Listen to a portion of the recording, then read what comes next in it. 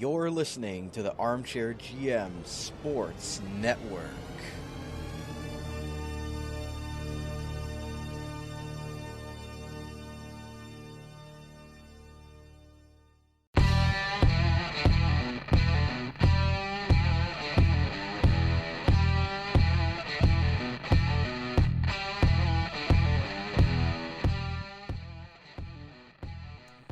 How's it going, ladies and gentlemen? Welcome to another installment of the Niagara Lowdown Sabres edition, right here on the Armchair GM Sports Network, your March 6th, 2020 edition, your source for North American sports coverage by sports fans, for sports fans, delivered to you right here from the Niagara region. Follow the podcast on Twitter at Armchair GM Pod. Like us on Facebook at facebook.com/Armchair GMs Network. Listen to us live right now on Spreaker.com or the Spreaker app by searching the Armchair GMs. As well, we're on Spotify, YouTube, Apple Podcasts, Google Podcasts, iHeartRadio, CastBox, and Stitcher Radio. So wherever's most convenient for you to listen to us, we're on all those different platforms for you. And as always, I'm one of your hosts of the Niagara Hockey Lowdown Sabres edition, Cappy. You can follow me on Twitter at Capoots13 with a Canadian Z. And I'm always joined on the Sabres edition by my co-host, Austin. You can follow him on Twitter at Austin_Broad. He is also a contributor for the ChargingBuffalo.net. Austin, well, how things can change in little over a week. Yeah, I mean, complete 180 from, last week, where we kind of realized that, it was a long shot anyway for the season to turn into anything, but, to go 0 for 5 in your next 5 is just completely, it's a complete 180. The mood is just completely, it's done. It's over. I was listening back to our episode from last week just to see what we were talking about, and we were talking about a 6 point gap between us and the Toronto Maple Leafs with a game in hand, and how we were thinking that if you pull out possibly 3 out of 6 points out west, you're looking in pretty good shape. The Sabres managed to get 0 points out of 6 out west, and the hardest part about it was they were in every game until the third period, and then they didn't manage to get a point in any of those games, including being up 2-0 on Arizona. Yeah, I mean, Colorado we kind of thought would be the one game where if they looked bad, we probably wouldn't overreact, but they came out and they looked pretty good against Colorado. I mean, if not for an absolute amazing goaltending performance by Francouz, we maybe are talking about at least a point. Obviously that game, like I said, Buffalo looked really good, and for the most part Carter Hutton played really good, but that mental lapse of him and Colin Miller, Hutton for no reason aggressively going for a poke check behind the net, and Miller just leaving his man wide open in front of the net to go attack the same player that Hutton was trying to poke check. It's just, those are the types of errors that just, they can't happen, especially when you're a team like the Sabres who aren't necessarily in the upper echelon of talent and trying to make a playoff race. Like, you have to be mentally sound and technically sound, and this night was a night where a couple of mental lapses really cost the Sabres, and they ran into probably the hottest goaltender in the NHL. No, absolutely. Francouz played great. It was unfortunate to see Carter Hutton make that play there, because this team doesn't get a lot of breaks, and when they're giving up, they're giving up chances like that, they're going in the back of your net, it's tough. Even the Vegas game, they're in it, and another defensive lapse by Yoki Haru leaving who was it wide open in front of the net for Carlson, Vegas. I believe. William Karlsson just wide open in front of the net for the game-winning goal. They're about halfway through the third period. That's like, those are just killers, because they're in those games. They're tied in the third period, and then you manage to come away with nothing. And we always hear Ralph Krueger talk about, our second period was great. Our first period was great. Our compete level was great. My thing is, if your compete level is not good, then you shouldn't be coaching in the league, and B, your players shouldn't be in the league. So if you're not competing hard every night, I really don't understand I'm sorry, to me that's not an accomplishment if you're competing every night, because you're getting paid very good, you're being compensated very well in this league, and if you're a coach or a player and you're not giving your 110% every game, then you shouldn't even be out there. Yeah, I think that's my least favorite hockey cliche ever is, they just need more heart on this team. Please don't. No, what this team needs is more talent. Heart should never be in question. If you're exactly right. If your heart and your effort and compete are in question, you shouldn't be on the team. Like, you should be sent down, cut, waived, or whatever. So yeah, I don't like hearing that from Ralph Krueger either, because fans nowadays, they know a lot about the game. They know a lot more than ever before. So when you try and tell them, oh, I liked our compete tonight, that doesn't really mean anything because you lost. I don't care how hard you competed, you lost. And you didn't lose because you weren't competing. On the odd night, can you mentally have lapses and maybe not look the best and not give your best effort?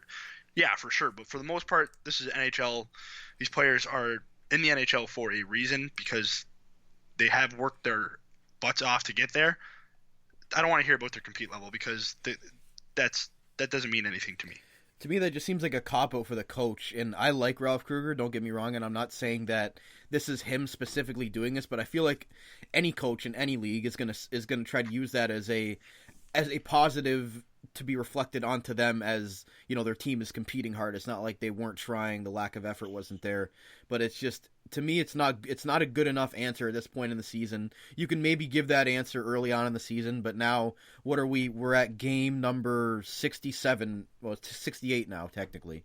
So to me, that answer is just not good enough anymore, and it's almost like when Phil Housley's answers were just kind of monotonous and repetitive. I feel like Kruger's are kind of just getting to that point. He's kind of losing any train of thought on what to say that he hasn't said for the first 67 games of the season.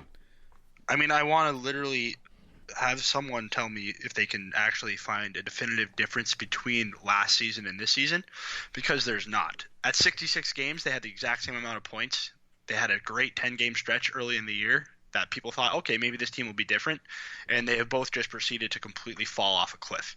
Now, if that's not an indictment on the people who are evaluating the talent in this organization, I don't really know what is, because let's face it, the last 5 games kind of show, hey, when Jack Eichel's maybe not at 100% and not playing at an MVP level, this team is essentially nothing. Shot. They have no shot. Yeah, like this team is essentially nothing. Like, if you want to harp on him, that's fine. I know he hasn't got a point in like 6 games, and obviously you'd like to see him, get production, but it was quite obvious that he was hurt. He wasn't taking faceoffs for most of this Western road trip. They talked about there being a little bit of a midsection ailment. Kruger even said the other day that he is going through something, but it's not something serious enough to stop him from playing. So he's obviously not at 100%, but yeah, he hasn't got a point in 6 games, and the only one they won was a 2-1 win against Winnipeg. That's the only game they won where he hasn't gotten a point. So, it just goes to show. I mean, there's been some nice moments for a couple players, like, Skinner's got a couple goals now. I've kind of liked Dominic Cahoon the little bit that I've seen him. Like last night, Kruger kind of just stapled him to the bench, even though he set up the second goal. So I would have liked to see more of him because he has made some plays. He's gotten points in 3 of his 4 games as a Sabre. But yeah, if Jack Eichel's not going, no one else is going, because if Olofsson and Reinhart also don't have any points since Jack Eichel hasn't gotten a point. So I mean, that's just kind of the summary of this team is, hey, if Jack Eichel can't do it all, they literally can't do anything. And the thing that interests me about what Jason Botterill always says, and I've actually gone back and listened, sadly enough, to his introductory press conference where he was talking about how he wanted the Sabres to be like the Penguins as far as, developing through Rochester, or in his case, Scranton Wilkes-Barre with the Penguins, and how, they built up players like Jake Gensel and Brian Rust to become these, top 6 players to play around their core, and how how making Scranton, and in this case Rochester, successful is only going to help the Sabres. I really don't see where that's happened here. Yeah, I mean, I guess if you want to look at it, I guess you have arguments that he built Rochester into like a decently successful team. But when you look at Rochester, most of the players down there aren't signed to contracts with the Sabres. I mean, there's Asplund, Middlestat, J.S. Day, Taylor Lear. I guess you can say Dalton Smith has an NHL contract because they did sign him. The one game he played to be a goon against Eric Cernak and then was waived. Yeah, exactly. So you know what I mean? Like, when you look at it, there's not a lot down on the farm in Rochester that makes me believe that, hey, he is taking the same approach. So yeah, I mean, if you want to look at he's built Rochester into something, sure, but a lot of those guys are just career AHLers, which is not a derogatory term. They're just career AHLers who don't have NHL contracts. So yeah, that model that he said he wanted to bring in, I haven't seen it, and he's running out of time. If he is here next year, that should literally be the shortest of leashes possible, because yeah, he has, much like Tim. Well, no, Tim Murray did bring in the second line center. Botterill traded him away, so never mind. But much like Tim Murray failed to identify the weaknesses of his team, Jason Botterill has failed to identify and address the weakness of this team, which is talent. And again, last week we were backing Botterill's moves at the deadline. Like, they were good moves. Like Simmons for a 5th-round pick. It's it is what it is. You ship out Sherry and Rodriguez. You need to replace him with somebody. I like what Simmons brings on and off the ice. I like Dominic Cahoon as well as a player, but we've been talking about during our pre-show prep here about just it seems like there's a disconnect at some point between the coaching staff and the front office staff as far as giving them these players and then they're not being used in the spots where one side thinks that they're going to be used at. For example, Sam Reinhart supposed to be driving his own line. Ralph Kruger puts him on right wing with Jack Eichel. Dominic Cahoon playing winger. The pregame yesterday, Ralph Kruger comes out and says that he believes that he's going to be a center in the league. So it's just kind of like there's something going on there, like you said. You brought up a really good point with that, and there seems to be something going on with like I said, the front office staff and the coaching staff and where they evaluate their players. Yeah, and I said this before we started recording, that if there isn't a disconnect between the coaching staff and the management, then this optically might be the worst run organization ever, because like you said, Botterill comes out and says certain things, and Ralph Kruger either just contradicts it with things that he says, or just decides, I don't believe the same thing as Botterill. Sam Reinhart is a very excellent example of that, and the Cahoon thing. Botterill, when he acquired Cahoon, said, I view him as a winger. That's what we view him as. We view him as a winger.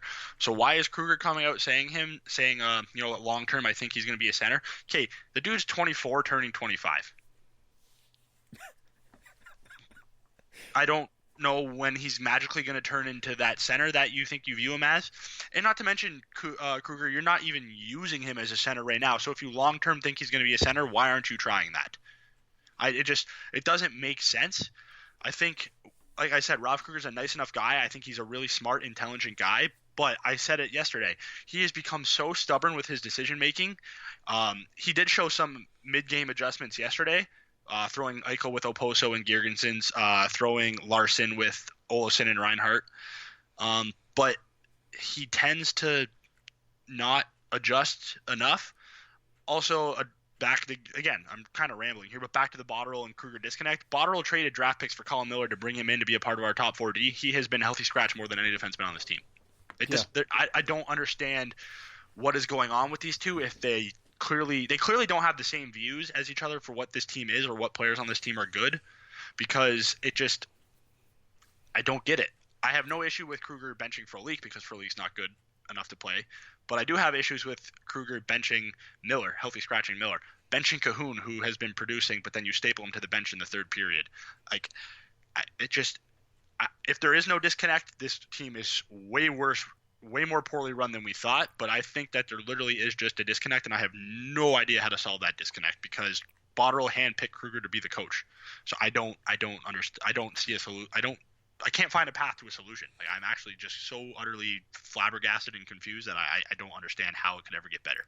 And it wasn't like Botterill or Kruger had come in and Botterill was already the GM or vice versa. Like, Botterill handpicked Ralph Kruger as his guy, so you'd think that they would be on the same page as far as their philosophy on how they want the team to play. But for our Leaf fans out there and Leaf fans who listen in, it kind of reminds me of the Kyle Dubas, Mike Babcock situation where, Mike Babcock wanted the team to play in a certain way and wanted the line combinations a certain way, wanted, Zach Hyman to play more minutes than anybody else, it seemed like, or playing Frederick Gauthier more minutes than Austin Matthews. And Kyle Dubas obviously wanted the team to go in another direction, which they have done with Sheldon Keefe, where they play Marner with Matthews and they play their top players the allotted time that they're supposed to be playing and putting the right line combinations together, as opposed to what Babcock was doing with his, ancient way of thinking. So I feel like, I don't know if it's that bad in Buffalo, but it seems like it's the same type of scenario where the coach and the GM have a different philosophy on what they want the line combinations to look like or what they want the team to play like, because it's obviously not translating to the ice with what we're seeing as of late. Yeah, not at all. But I would never ever do this. I hate defending the Leafs, but I almost understand the Dubas Babcock disconnect because Dubas didn't pick Babcock. Shanahan did. Botterill picked Kruger, so the fact that if there is a disconnect, which it seems pretty obvious that there is, if that is just even worse because Botterill, you are the one who picked this guy. So you're telling me you picked a coach who doesn't have the same views you have? What was that interview process like? Why did you decide to pick this guy if he didn't have the same views that aligned with your views? Like it doesn't make sense. It's because his dad was his 5th grade teacher, man. Yeah, like my dad says it. My dad says it all the time, and I kind of just scoff at it. But I'm starting to think he's right. Like, oh, he's not. It's his dad's best. It's his dad's best friend. That's why he picked him. And I was just kind of like, yeah, okay, whatever. But holy moly, like it doesn't make any sense. I mean, we'll talk about it again, but the line combinations that came out today, dear God, some people are going to get so riled up about that, and I can't wait to talk about it. All right. Going back to this 5-game losing streak here, again, the Sabres were 6 points back of the Leafs with a possible 5 games, or with 1 game in hand. The Leafs ended up winning that game against Tampa, so it ended up becoming 8, but the Sabres still had that game in hand, and it looked very promising at that point. Now you look at the NHL standings, and again, we recorded, what was it, last Tuesday? Last Tuesday, so they were recording this as Friday. So in a matter of 9 days, the Sabres found themselves in the playoff picture with the Leafs within 6 points. Now they find themselves 13 points back of the Leafs in a matter of 9 days.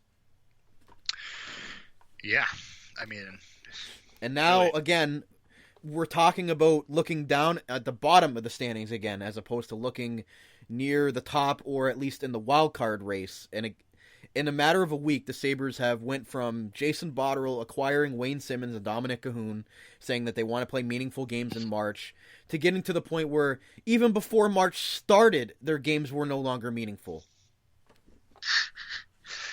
Yeah, I can't remember who it was. I don't remember if it was Jeremy White or another podcaster that I follow. I think it was Jeremy White, but I'm not 100% sure. He said the same thing after the 2 losses to Colorado and Vegas. He's like, you talked about meaningful games in March, but you couldn't even make it through February or something along those lines. And it just stuck with me. Like, yeah, like you also, why is meaningful games in March so, like, why is that the bar? I guess it's just because they've been so mediocre that meaningful games in March would literally be welcome to all of us.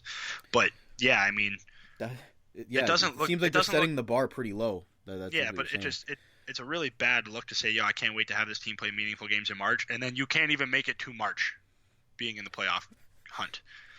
And again, no, go ahead. Like, again, what happened? I mean, you did run into Colorado and Vegas, and I know those are 2 pretty solid teams, but they should have been encouraged from the fact that they looked decent against Colorado, but they turned that into, they started good against Vegas. They got a 1-goal lead. Cahoon scored in his first game, and then it kind of just fell apart. Arizona up 2-0, completely fall apart. The Winnipeg game, just, you were never in it. Yep. And then last night was just last night.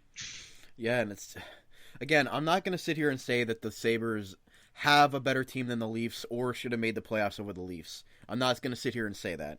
But when you were 6 points out just over a week ago, now you're 13 points out. Like, it just makes no sense to me how this team can just get your hopes up like they're actually going to be somewhat in the picture until this thing winds down, to all of a sudden, just being 6 points ahead of Ottawa. Like, for second last in the Atlantic. Like, it's just, you get passed by Montreal, who's a complete tire fire. Florida has lost 4 straight after they've traded their second-line center away. They're pretty much done. So the Leafs by default have basically won that 3rd spot in the Atlantic by not even playing that well as of late. Obviously losing 1-0 to the Kings in a shootout last night. So they haven't looked great, but they're still 5 points up, and there's none of the Panthers, the Canadiens, or the Sabres. None of these teams want it, clearly, because the Sabres are right in it, and they've lost 5 straight games, not even picking up a single point in any of those 5 games. Again, like we said, it was a hard Western road trip. We get that. But if you would have watched the games that they were playing, it was just disheartening because they easily could have picked up points in 3 of those 4 games. Oh, it's completely heartbreaking. And like you said, like now we're essentially into lottery season again. And, I mean, just an interesting thing. Right now, the Sabres are in 25th. They are 8 points up on LA, who are in 30th. They're 8 points back of Florida, who's in 19th in the league. Now, all things being equal, what's more likely? Buffalo catching Florida or LA catching Buffalo? And I'm pretty sure all of us would agree that it's more likely that LA would catch Buffalo and we would finish second last in the season than Buffalo catching Florida and finishing in the top 20. And again, nobody's catching Detroit. They're doing the tank the right way. Obviously, they're the Titanic for sure. But I mean, like you said, it's not out of the realm of possibility that the Sabres get passed by Ottawa. They're 6 points back. They can get passed by New Jersey, who are only 2 points back with a game in hand on the Sabres. So, I mean, realistically, they could be tied with them.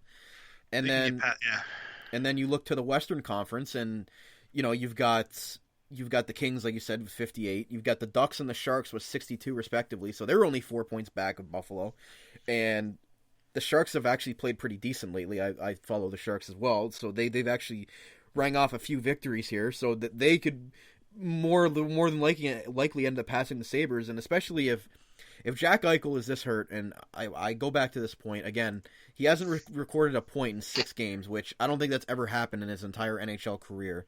The guy he's been a minus in every one of those games except the Winnipeg game, and obviously there's something going on. He didn't take a single face-off in 3 of those 7 games. He's now taking some face-offs. But if this guy's really hurt, wouldn't you want to protect your long-term, franchise player as opposed to just continuing to go on whatever the hell you think that's going to happen the rest of this season? Obviously, the playoff push is over. It's done. Like, you're not making it now. The gap is too large.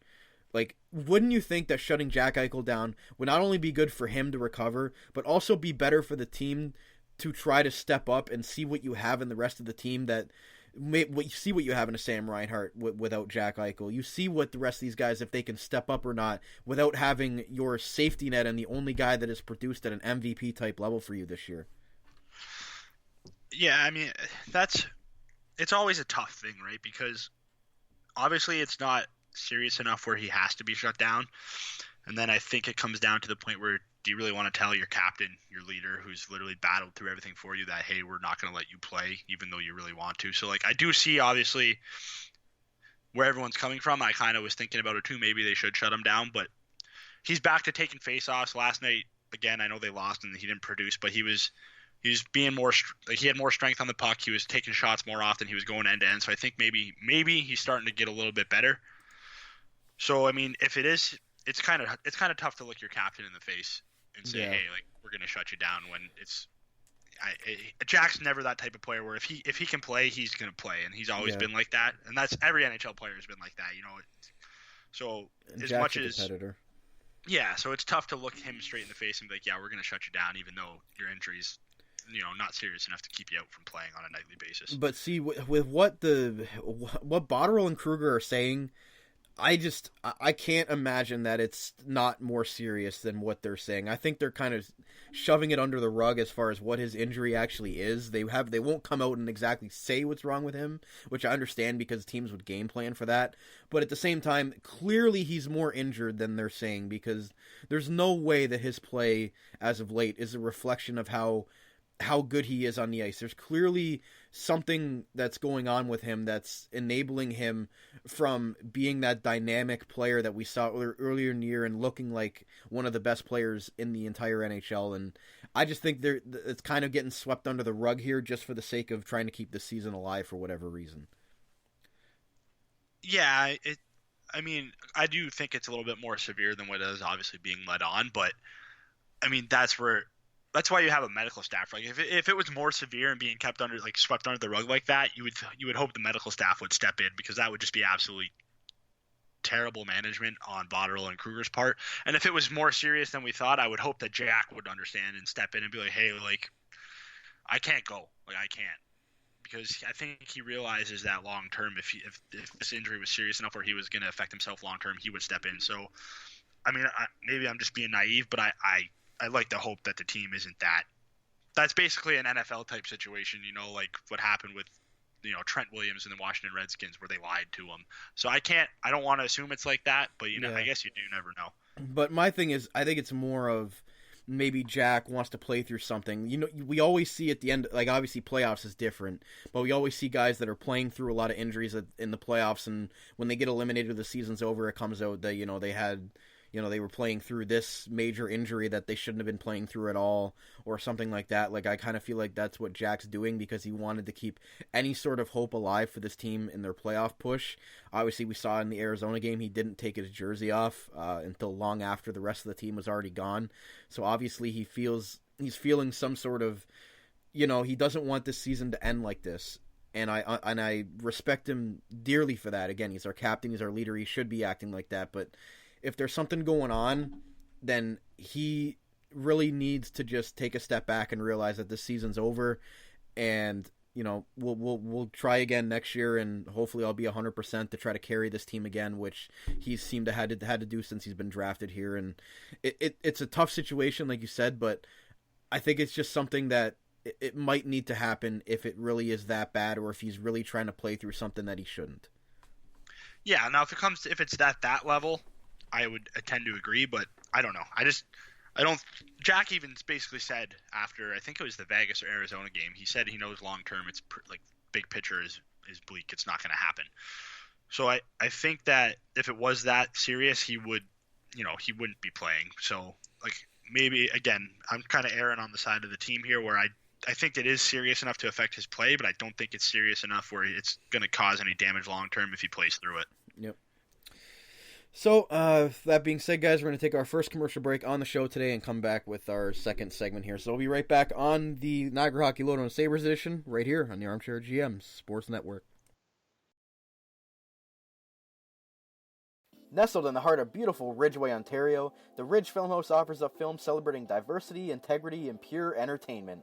Join us for a quaint movie-going experience complete with an in-house bar, luxury seating, and carefully curated films. Join us for a cinematic experience that focuses on comfort and quality. Our films are carefully selected to fit our specific mandate, screening films that the larger cineplexes won't. Each month, our 10x15 screens show you the best in independent, foreign, classic, and second-run films. The Ridge Filmhouse is also available for private screenings, parties, and festivals. Come and discover hidden gems or rediscover the classics one more time. Located at 320 Ridge Road in Ridgeway, www.ridgefilmhouse.com, or call 289-303-8367 for availability and showtimes. The Ridge Filmhouse, a truly unique movie-going experience. J&L Flooring is a Niagara-based specialty flooring and design company. They take great pride in providing elite customer service and support. They are a specialty flooring and decor boutique shop with a beautiful showroom, great pricing, and a wide variety and truly unique selection of products. All their products are environmentally friendly and responsibly produced, so you can feel great about your flooring choices. Their goal as a local business is to build authentic relationships based on honesty and integrity that they foster with respect and authenticity. Offering unique and wide range of quality products presented by a knowledgeable and patient team, they connect with their customers to simplify the process to make their life easier and to make their homes beautiful. Visit them at 4424 Montrose Road, Niagara Falls, or find out more at jnlflooring.com. Open Monday through Friday, 9 a.m. through 5 p.m., and Saturday, 9 a.m. to 3 p.m. 905-358-3299 J&L Flooring. The Spicy Olive Bar and Grill is located on the top of Clifton Hill and just a 5-minute walk from the majestic Niagara Falls. It is conveniently nestled in the heart of the tourist district. A family-owned and operated business, the Spicy Olive opened its doors in 2003 and has since been established as an authentic and unique Italian restaurant and bar. Its rustic ambiance and time-worn finishing provide a warm and inviting dining experience. Offering an array of delicious dishes, they specialize in authentic Italian cuisine, homemade sauces, fresh ingredients, and consistently provide a strong foundation on which they build their menu. As night falls, the Spicy Olive shifts to a lively lounge where dancing, martinis, and live music come together to make a perfect evening. Let Spicy Olive host your next function, birthday, private event, bridal, or baby shower. For more than 15 years, they have served not only their dedicated locals, but customers from all over the world with authentic Italian food and only the best in live entertainment. Located at 5026 Center Street, just off the historic Clifton Hill in Niagara Falls. They're open daily at noon till 10 p.m. and till 2 a.m. on Fridays and Saturdays. Call 905-371-2323 for reservations and special events. The Spicy Olive Bar and Grill. You're listening to the Armchair GM Sports Network.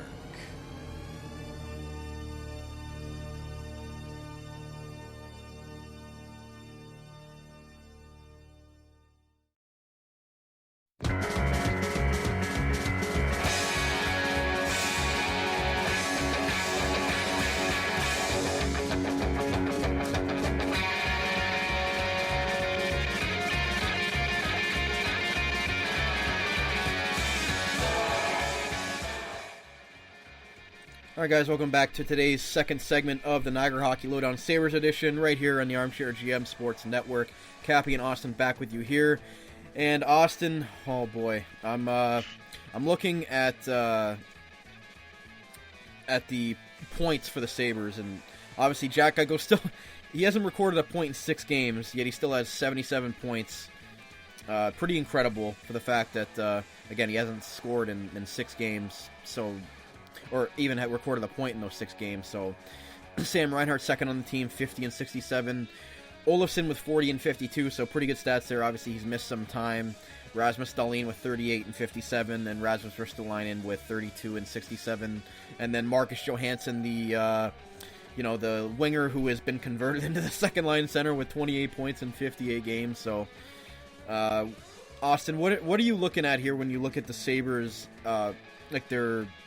the distribution with their point total? What are you liking, and obviously what is concerning about it with you?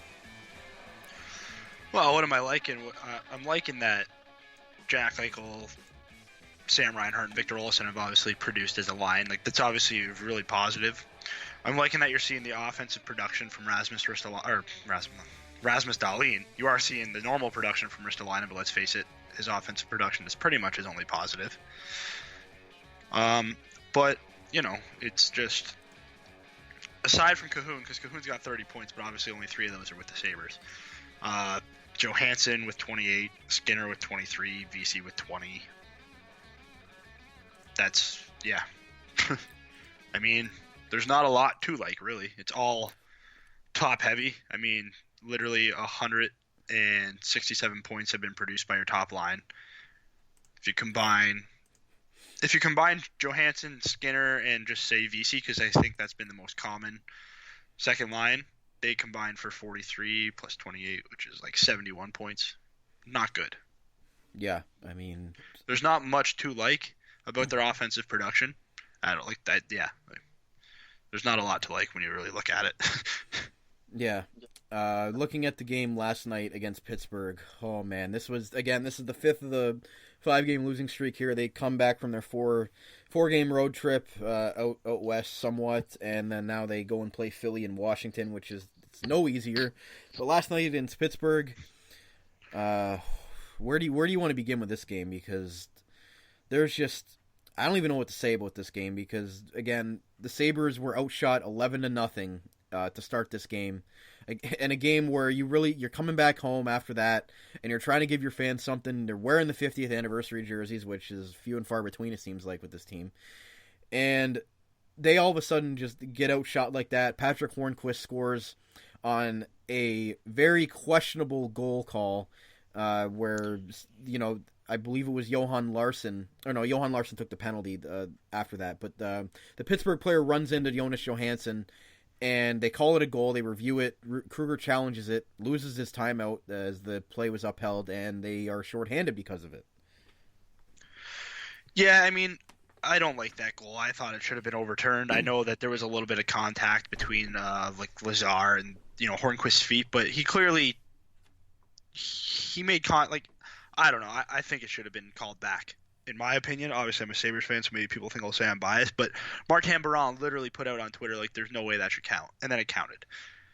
Later in the game, Johan Larsson was kind of pushed into Murray, not pushed, but forced into Murray by Dumoulin, and he was called for goaltending interference. So no one knows what goalie interference is. If I'm Kruger, I obviously challenge that because it was very clear that Hornquist ran him over.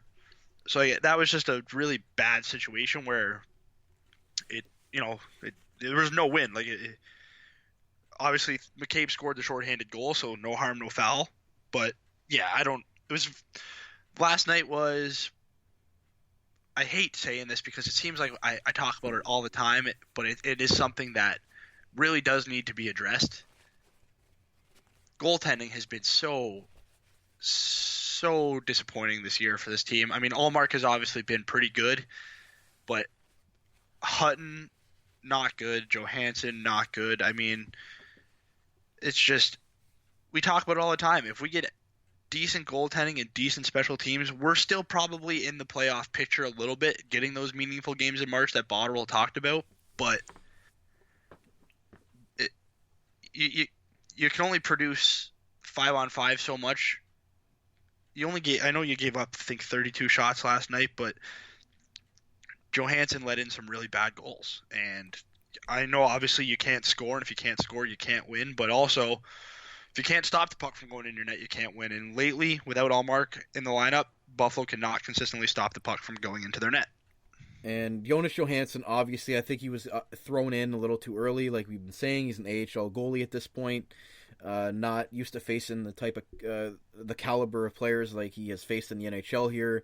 Obviously, he'd like to have some of those goals back, but when you see Sidney Crosby barreling down on you on his backhand, with his backhand being harder than most guys' forehands in the league, it's not a great situation for him. He did make some pretty big saves early on when the Sabres were getting peppered in that 11-0 span of shots for Pittsburgh, but again, there's just not enough there. The power play's been absolutely atrocious.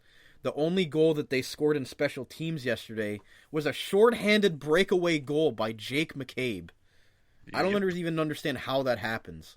It was actually an excellent play by McCabe. Like, he read it perfectly, picked the play.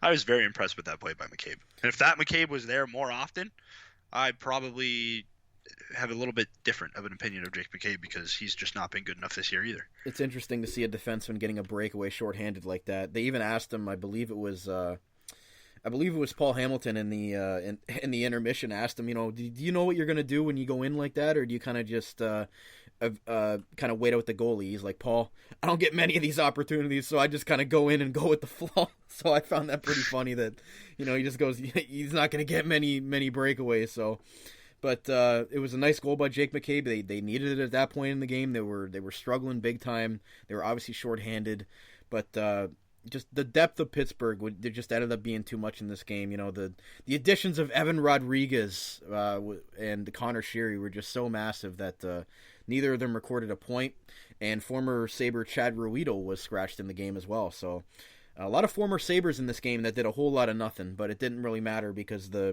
big boys for Pittsburgh stepped up here, and Hornquist ends up with 2 goals. Crosby with that nice backhand goal that, again, it's on the weaker side, but it's a Crosby backhand, so you can never say that it's a bad shot.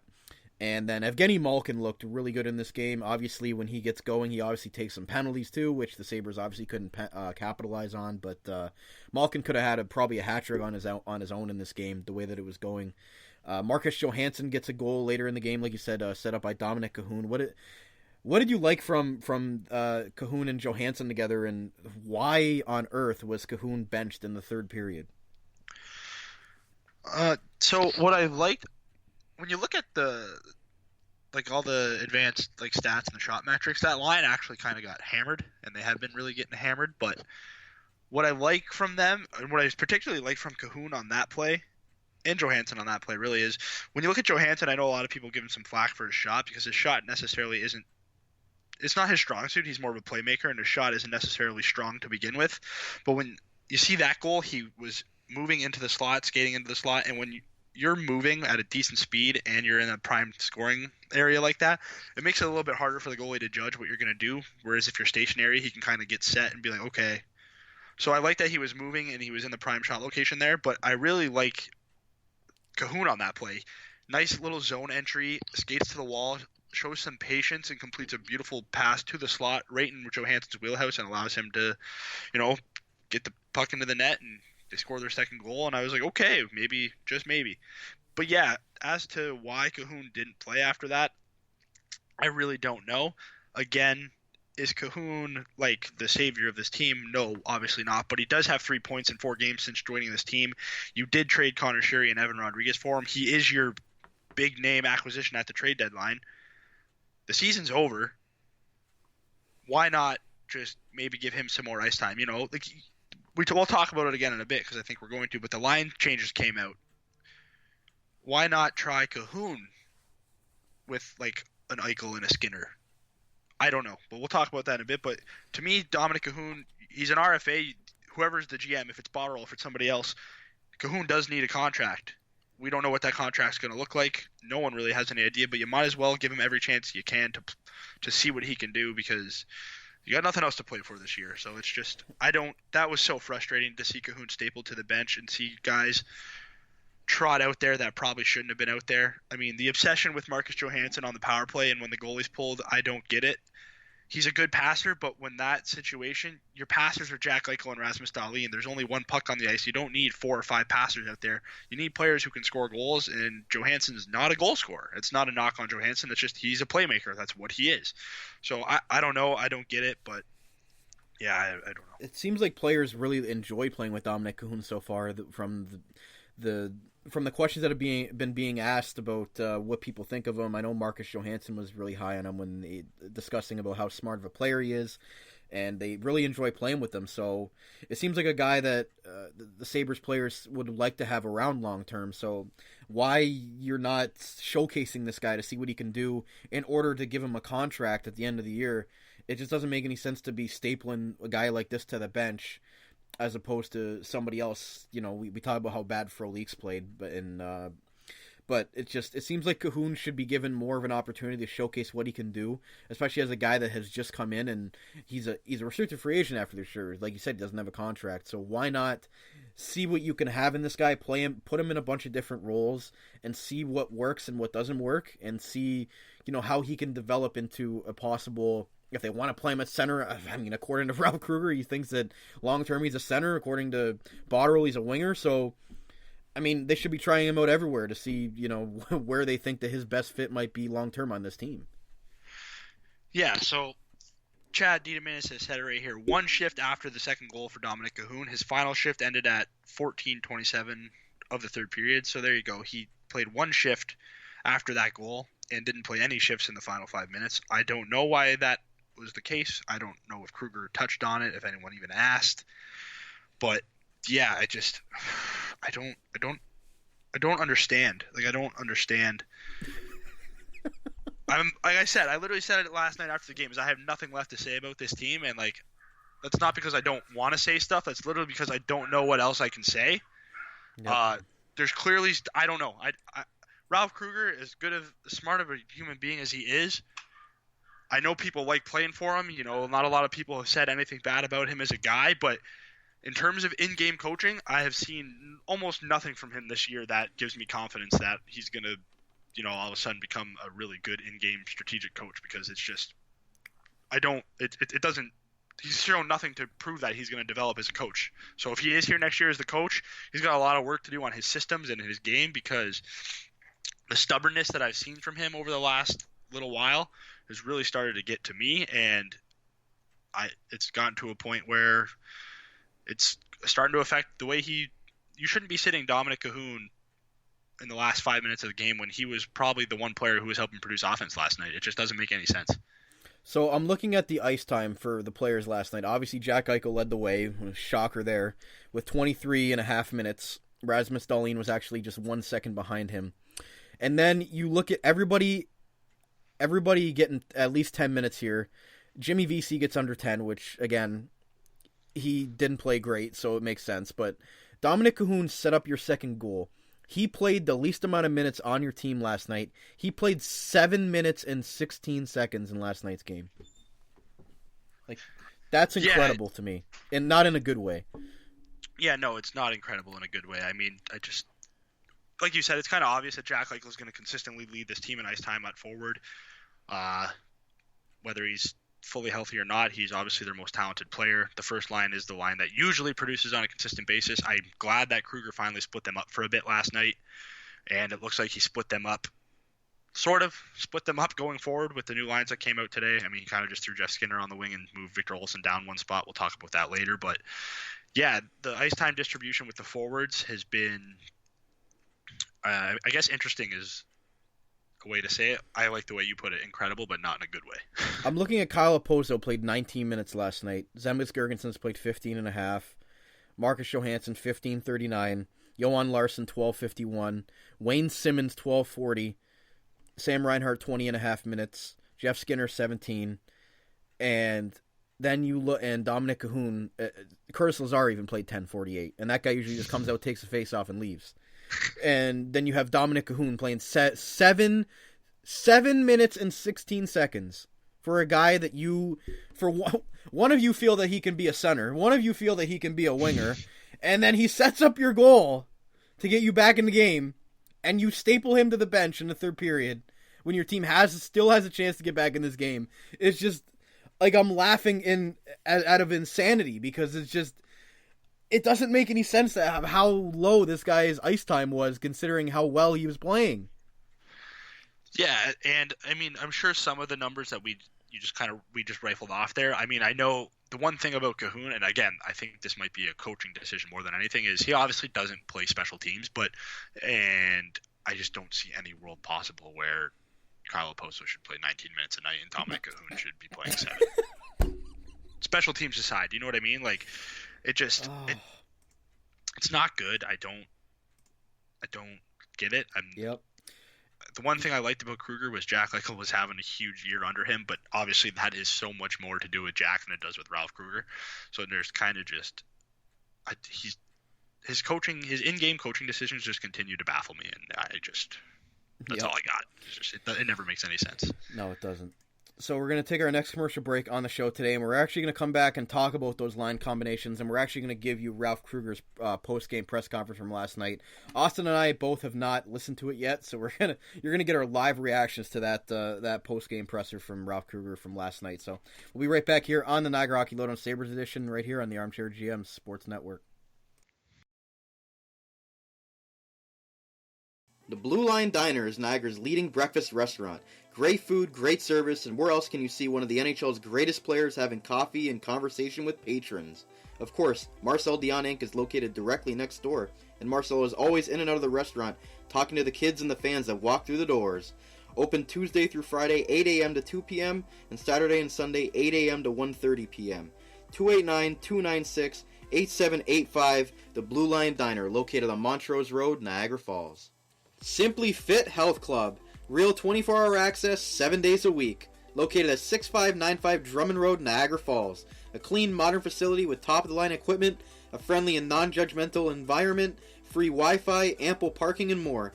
Come in and tour their facility anytime during their office hours. 8 a.m. to 8 p.m. Monday through Friday, Saturday 9 a.m. to 6 p.m., and Sunday 10 a.m. to 4 p.m. Don't hesitate to stop in. No appointment necessary. They take pride in helping their members reach their health and fitness goals at their convenience and for the best possible price.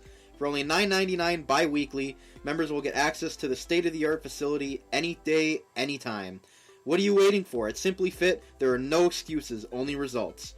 Come see for yourself. 289-296-9535 or info at simplyfithealthclub.com. Simply Fit Health Club. Mick and Angelo's, Niagara Falls' premier sports kitchen and bar. We're all about food, friends, and fun. Catch the game with us and grab a delicious bite to eat while enjoying a cold beer.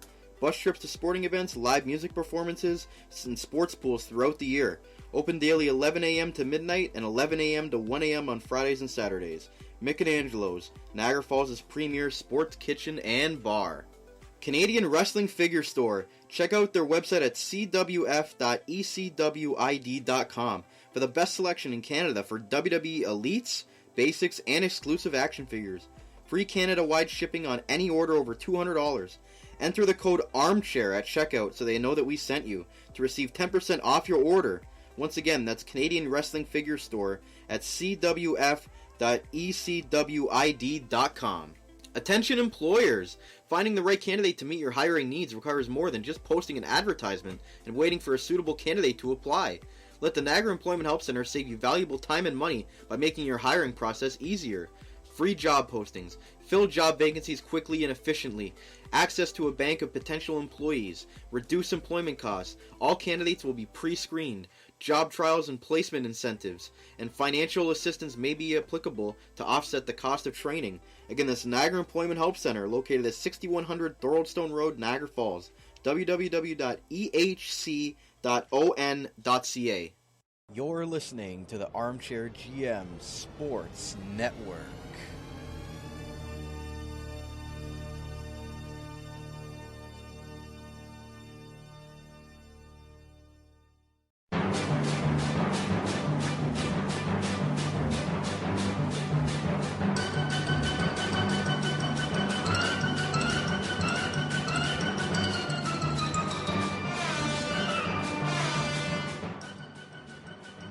Alright guys, welcome back to the next segment of today's Niagara Hockey Lowdown Sabres edition here on the Armchair GM Sports Network. Cappy and Austin back with you here. And in our last segment we had just discussed the game against the Pittsburgh Penguins from last night. So we're actually going to get you to Ralph Kruger's press conference, post-game presser from last night, and just quickly talk about that. And again, Austin, like I said before the break here, Austin and I both have not listened to this yet, so we're going to get a live reaction to what Ralph Kruger had to say last night about some of the line combinations that he finally made during the game. So here is Ralph Kruger's post-game presser from last night against the Pittsburgh Penguins, courtesy of WGR Sports Radio 550. Yeah, it certainly missed opportunities that give us the end result. And the second period especially, we had one of our better periods of the season, actually. Just everything really, really on. Everybody was aggressive, physical, and we come out 0-1 out of that period, and it's just not good enough.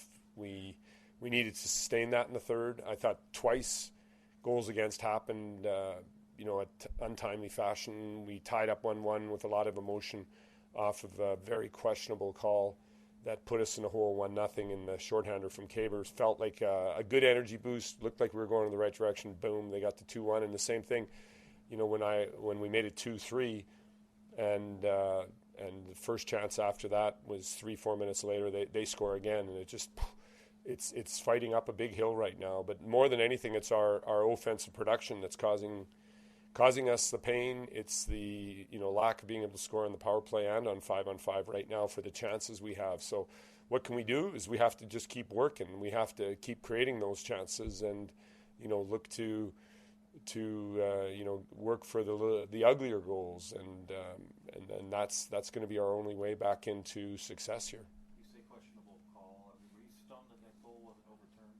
Yeah, I was quite stunned. I mean, we really reviewed it about 6 times, and they're claiming that we knock him in, but there was a normal altercation. It looks like his hands are out in front of him, but you know what? They look at it in real time, supposedly, when they make those decisions, and for us, this is the second time where we haven't had one turned over that we thought was quite clearly goaltender interference. But it is what it is, and we needed to recover. We did. And just didn't do enough after that. Saw some different line looks there in the third period. You're just trying to find something new to shake loose to get things going. Yeah, definitely. I mean, just flipping Oki and Z in there with Jack and Larry between Sam and Ollie. It's something you try to do when a group is not firing, and we had some amazing shifts there in the middle of the second period where there was so much opportunity, and something going in there would have done a lot for the changes we made. But you're just trying to freshen things up, trying to get people going, and it's not working right now. So we'll keep trying in different ways to ignite our offense again. Ralph, you desperately need goals. Cahoon has produced for you since he's been here. Why only 3 shifts in the third when you're 1 and 2 goals down? Yeah, no, that's a really good call. I mean, I'll tell you the truth. Like with 10 minutes to go, we had some combinations, probably forced a couple of lines, and he didn't end up in the mix. But we like what we see. He did a good job on creating there, and it was, there were some systematic things we were doing as we headed into the 6-on-5 where he hasn't been around that much. But we like what we're seeing in Dominique, and I agree with you. He would have deserved some, a shift maybe down the line there, but.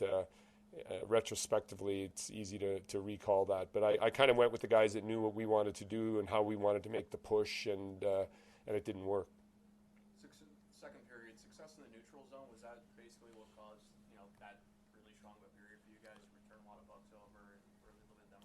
You know, we look a lot at the defense, but what we liked there was how quick we moved the puck. I mean, we had options. We cleared our zone. They had no O-zone time in the second period, and it was because of how we got back to puck, supported them, and just moved north as a group really quick. And that's got to be our game. You know, when we do that, it feels fast, and we feel fast, and it's threatening for the other teams, as you saw it was there. I mean, we had 8-9 top scoring chances in the second period, but we don't bury any, and so when you're not getting rewarded for that, it's tough to sustain that. And we let up a touch in the third, and we just never got that exact drive back. But you know, again, there's signs there of the game that we need to play, and the game we need to work to carry out for 60 minutes.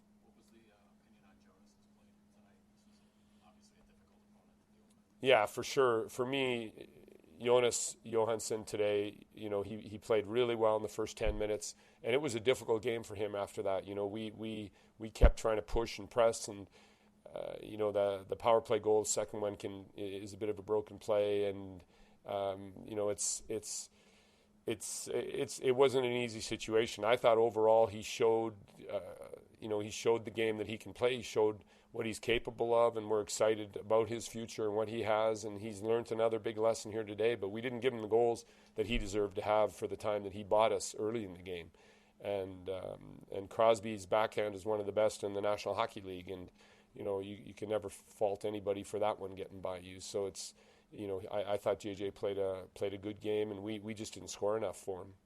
Thanks, so Austin, after listening to that, I've only got one thing to say to that. Go ahead. I don't know how else to put it. I'm at a loss for words, honest to God. You and I were obviously discussing it while the press conference was going on, but it's just that answer that he gave about Cahoon playing 7 minutes and having three. Paul Hamilton asked him why he only played 3 shifts in the third period. His response was he wasn't in the mix because we put the players out who knew what we were looking for at that point in the game. Basically saying he's new to the team. He doesn't know the system we like to play when pushing for a lead. That's how I took it, which is just utterly ridiculous and should never be uttered. In the game of hockey, you play with who has the legs and who is producing, and Cahoon was producing and has been producing and just doesn't get played. So this goes back to what I said about Kruger just being completely and utterly stubborn lately with his lineup choices and his in-game coaching decisions, and hearing that quote kind of just, it really angered me more than anything because, like, come on, really? Yeah, and then he goes on to say the second period was one of our best periods we had all season. Again, back to what we were saying about the compete level that he always loves to talk about. Why are we taking that as a positive of saying that was the best second period we played all year? It's game 60. It's game 67. You're 12 points out of a playoff spot, and you're gonna sit here and talk about how great your second period was when you didn't even score a goal. Yeah, that's exactly what I was gonna say. It was, hey Ralph, how many goals did they score in that period? 0. But you gave up a goal. So really, was it the best period you played? No, of course it wasn't the best period you played all year. Like, it's 66 games in. It feels like I'm listening to Phil Housley again, and I don't like saying that because that's not good. No, you don't want to. That's why you got rid of Phil Housley, was to bring in somebody different like that. And I do think that Ralph Kruger is a good motivator, but there's problems within the game that he takes positives out of stuff that isn't positive. Like, I don't understand some of his answers. Obviously, he was talking about how the power play needs to be better. Well, duh, they haven't scored on their last 13 opportunities. He's frustrated with the goalie interference call that wasn't called goalie interference, which I can agree with him on that part, where he said they looked at it 6 or 7 times. I mean, according to him, it should have been clear goalie interference. But regardless of that, it's just you find somebody finally asked him about the line combinations. Austin, what did you think about that? And we'll tie it into the line combination discussion that we're going to talk about right after that. Well, the thing that you and I kind of talked about it while it was going on was, when the group's not firing, We got to switch it up, something along those lines. The group hasn't been firing during your 5-game losing streak, Ralph. Why is the second period of the 5th game all of a sudden the right time to make those lineup decisions? Like, I don't understand. I don't understand it. It's either you made adjustments, cool. I'll give you credit for that, I guess. Obviously, it's way too late. I don't know why you waited so long. I'll say it again. In game, Phil Housley kind of had the same issues. In game, a failure to make adjustments. That's what separates good coaches from bad coaches. And right now, it just doesn't seem like Kruger has a grasp on when to make adjustments in game. He doesn't even make adjustments after the game. He's rolled out the same lines over and over and over again. And again, he changed up the lines. Jack Eichel was playing with who did they put Jack with? They put him with Oposo and Girgensons. Yeah. Yep. And then they dropped Olofsson with Reinhardt and Larson. So again, they're still not. He still has not decided to play Jack with Skinner for whatever reason, because that's a weird concept that would never work, right? I mean, it only worked last season for 40 goals. But regardless of that, he finally took Jack Eichel off of Sam Reinhart. Is this the first time that Sam Reinhart has played a shift this year without Jack Eichel on the ice? No, again, I obviously due to other commitments, I couldn't watch the Winnipeg game, but I'm pretty sure at some point in the Winnipeg game, Reinhart and Eichel were also split up for a little bit as well. But again, it's game 67 or game 66 at that point. Why has this not been tried or experimented with in game 25? I don't, like I said, I don't disagree with you at all. It's like I said, it's just in game, and the ability to make adjustments is what separates coaches from, being in certain tiers. And so far this year, we have not seen Ralph show the ability to have a feel for the game, when to make adjustments, or just when to make adjustments. And it seems like you said, all of a sudden now you're going to start. You put out new lines. I mean, granted, you didn't really change that much. You flipped 2 players, but I guess we're gonna get to see Jeff Skinner with Jack Eichel and Olofsson with Cahoon and Johansson, because those are the top 2 lines now that we're gonna get into. But again, it's why did it take this long? Ralph is the only one who knows. So Austin, might as well talk about it now. Finally, what are the new line combinations?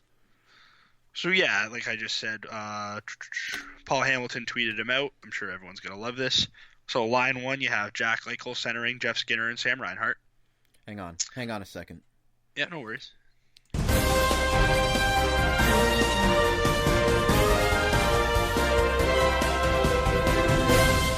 Breaking news, ladies and gentlemen. It took 67 games for Ralph Kruger to get through his head that playing Jack Eichel with Jeff Skinner was finally a good enough idea to use, at least in a practice.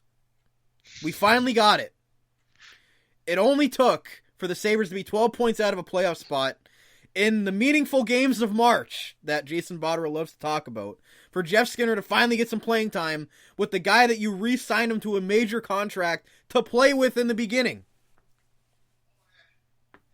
Yeah, you pretty much said it. I mean, we'll see. I mean, I know Jeremy White's going to be absolutely thrilled because he's been pressing Ralph Kruger about this, and, we'll finally get to see it.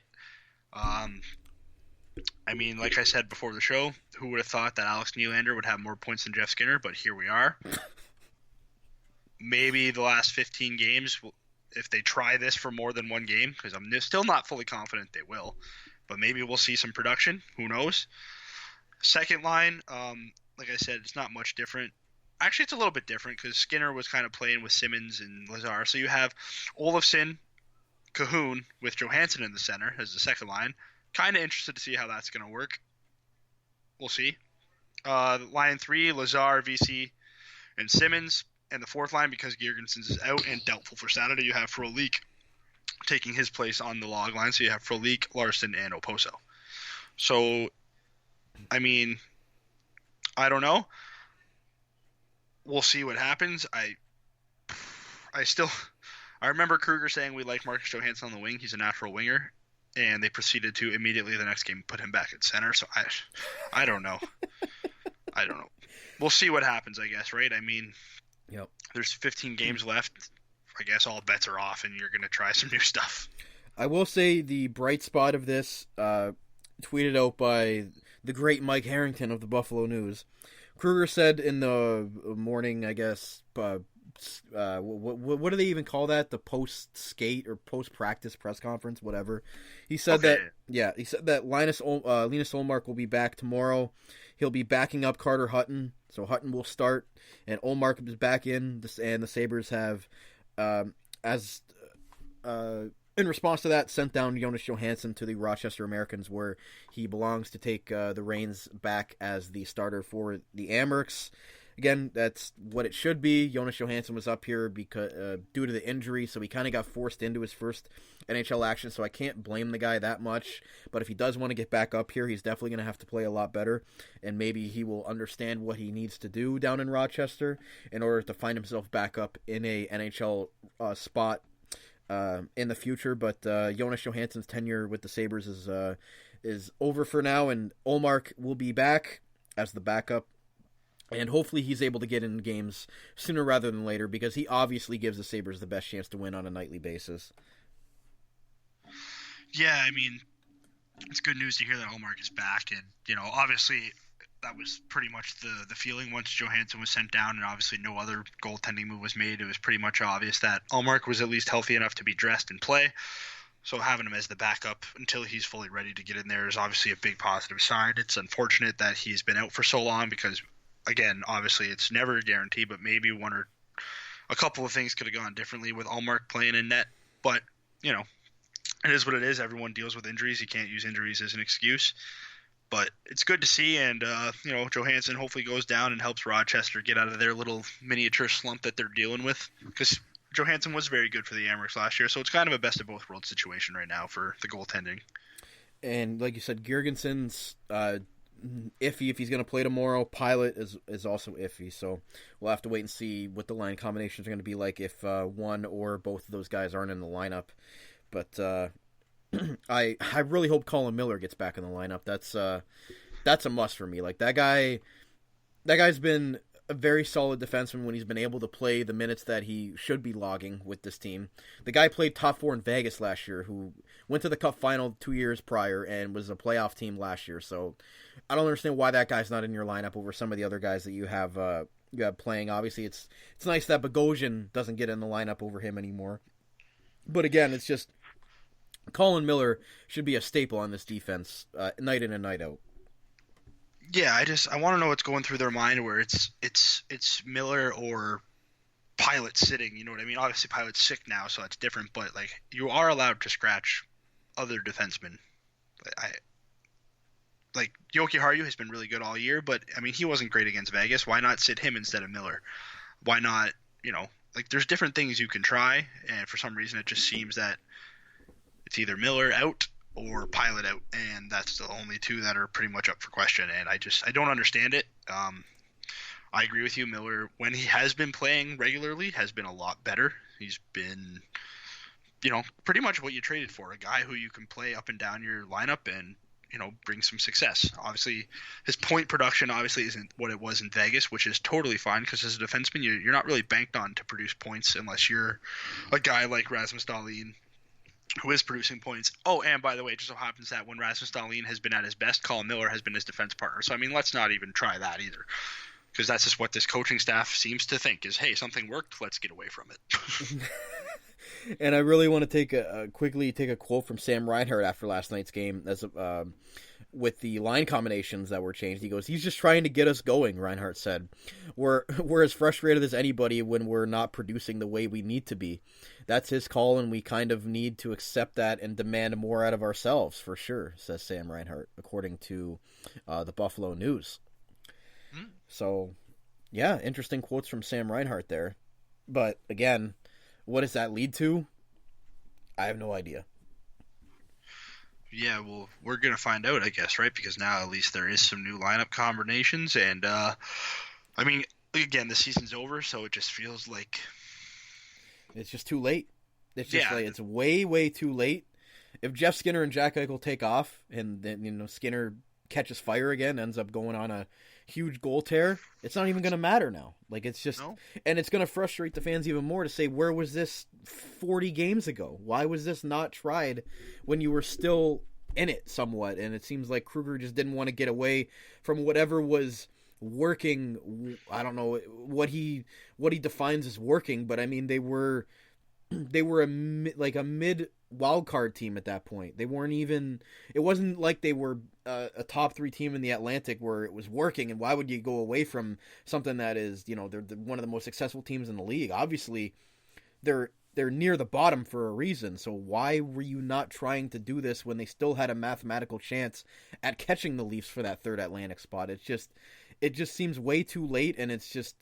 I think it's more frustrating to fans that they did this change now, as opposed to them just not even doing it at all. Yeah, I mean, like I said, I'll restate it again. It just seems that he was so stubborn. He was just so stubborn on everything, and I don't know why.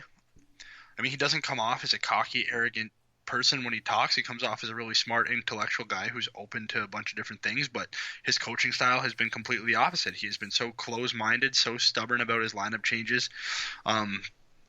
He tried to rein in Rasmus Dahlin at the start of the year, which led to some of Rasmus Dahlin's worst career NHL hockey we've ever seen. And now all of a sudden it seems that he wasn't the greatest last night, but Dahlin is back to being what you would expect him to be. He has no issues stapling Victor Olofsson to the bench when the team is, up a goal late in the game. But, when you need a goal, he also has no issue stapling the people that have been producing, like a Dominic Kuhn. So I don't know. Like you said, everything has just been, this is way too late. At least we're seeing it. But again, it's all for nothing. And I almost hope that Jeff Skinner, Jack Eichel, and Sam Reinhart go on a tear and Skinner ends up with 20 goals this year. And I hope that Cahoon, Johansson, and Olofsson light it up, because then it can just be a complete indictment on Kruger's stubbornness as a coach, because we're going to have to get past it, because it's probably likely that Kruger is here next year if Botterill is here. Like, obviously Kruger's not going anywhere, but his stubbornness as a coach is something that I never would have expected from a guy like him, but it's also something that I just can't get over right now, because here we are, the season's over, and now you're finally breaking up your top line. Like, yeah, it really could blow up in his face to say, this worked, and what was the reasoning why you wouldn't try to get this to work ages ago? Yeah, like, I don't know. Like, Jeremy White and Howard asked him every week about it while Olofsson was out. How come Skinner hasn't got a shot with Jack Eichel yet? How come Skinner hasn't got a shot with Jack Eichel yet? And he kept just basically brushing it off, not really talking about it. And now all of a sudden, now you're trying it when the season's over, so let's I guess let's see what happens. Yep. And looking ahead here for the Sabres, the playoffs, I mean, you can put a nail in the coffin of that, like the title of the video says. That's done. The 1920 season's over for the Sabres as far as their playoff hopes go. Again, it's unfortunate. It's the 50th anniversary season. They've had a lot of nice things that they've done in the arena with the alumni coming back when they've spelled their names right on the back of a jersey, or used fake jerseys at a turkey drive. But regardless of that, the season's over. But we can look ahead still to the remaining games here, and it doesn't get any easier for the Sabres. They play at Philadelphia tomorrow night on Saturday, and then they come back home to welcome the Washington Capitals on Monday. So that's going to be a fun 2-game stretch there, and it's quite possible we could be sitting here next week talking about a 7-game losing streak for the Buffalo Sabres. Yeah, I don't even know. I'm about to pull a Ryan O'Reilly. I've lost my love for the game because of the Sabres this season. Ooh. Throwing out the line. That's it. You've broken Austin to the point of no return, folks. But Montreal on the 12th looks like the only winnable game for me in the next 2 weeks here. Like, realistically, Carolina is awful lately, so I'd be really disappointed if they don't win at least one of those, but yeah. Florida, that might be a win there. And they're so bad, but so are we. So yeah, I generally have no idea.